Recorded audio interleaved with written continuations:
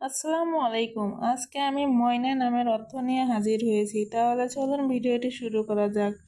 এখনও আপনারা যারা আমাদের চ্যানেলটি সাবস্ক্রাইব করেননি, চ্যানেলটি এখনই সাবস্ক্রাইব করুন।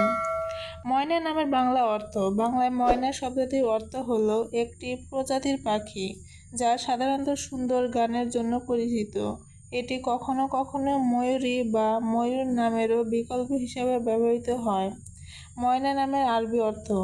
আরবি ভাষায় ময়না নামে কোনো বিশেষ অর্থ নেই, কারণ এটি একটি বাংলার নাম এবং মূলত বাংলায় ব্যবহৃত হয়। ময়না নামের রাশি। রাশি নির্ধারণের জন্য জন্ম তারিখ প্রয়োজন, তবে নামের ভিত্তিতে সঠিক রাশি বলা সম্ভব নয়। ময়না নামের প্রকৃতি।